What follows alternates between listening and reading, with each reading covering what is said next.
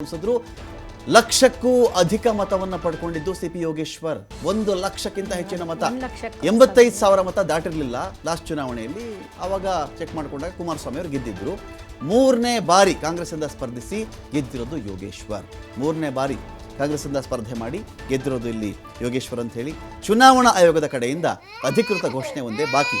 ಶಿಗ್ಗಾವಿ ಮಾತ್ರ ನಮ್ಗೆ ಬಾಕಿ ಇದೆ ಈಗ ಬರಲಿಕ್ಕೆ. ಸಂಡೂರು ಬಂದಾಯಿತು, ಚನ್ನಪಟ್ಟಣ ಬಂದಾಯಿತು. ಅವರೊಂದು ಪತ್ರ ಕೊಡೋದು, ಒಂದು ಸರ್ಟಿಫಿಕೇಟ್ ಕೊಡ್ತಾರೆ, ಅದೊಂದು ಮಾತ್ರ ಬಾಕಿ ಇದೆ.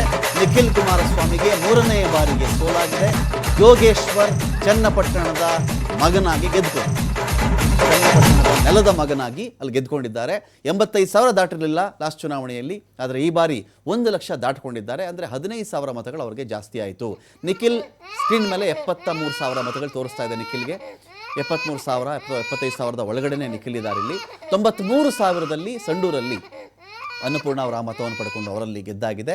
ಶಿಗ್ಗಾವಿ ಅಂತ ಬಂದಾಗ ಇಲ್ಲಿ ಭರತ್ ಬೊಮ್ಮಾಯಿ ಕೂಡ ಟ್ರೈಲಿಂಗ್, ಅವರು ಕೂಡ ಹಿನ್ನಡೆಯಲ್ಲಿದ್ದಾರೆ. ಇಲ್ಲಿ 74,000 ಚಿಲ್ಲರೆ ಮತಗಳು, 74,870. ಆ ಕಡೆ ಚೆಕ್ ಮಾಡಿಕೊಂಡಾಗ ಅವರು ಕೂಡ ದೊಡ್ಡ ಮತಗಳ ಅಂತರವನ್ನು ಕಾಂಗ್ರೆಸ್ನ ಅಭ್ಯರ್ಥಿಯಲ್ಲಿ ಕಾಣ್ತಾ ಇದ್ದಾರೆ. ಮೇಡಮ್, ನಿಮ್ಮ ಅಬ್ಸರ್ವೇಷನ್. ಗ್ಯಾರಂಟಿಗಳ ವಿಚಾರವನ್ನು ಹೇಳ್ತಿದ್ರಿ.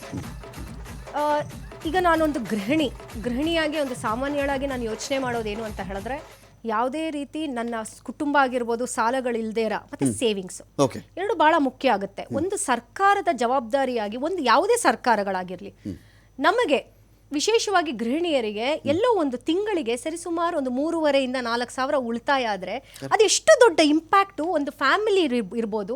ಆ ಫ್ಯಾಮಿಲಿಯಿಂದ ಸಮಾಜಕ್ಕೆ, ಸಮಾಜದಿಂದ ಒಂದು ಜಿಲ್ಲೆಗಳ ಮಟ್ಟಕ್ಕೆ ಎಂಪವರ್ಮೆಂಟು, ಮತ್ತು ಅಲ್ಲಿಂದ ಒಂದು ಅವರ ಒಂದು GDP ಎಲ್ಲವೂ ಸಹ ವೇರಿಯೇಷನ್ಸ್ ಆಗ್ತಾ ಬರುತ್ತೆ. ಎಕನಾಮಿಕ್ ಗ್ರೋತನ್ನು ನಾವು ಕಾಣ್ಕೊಳ್ತಾ ಬರ್ತೀವಿ.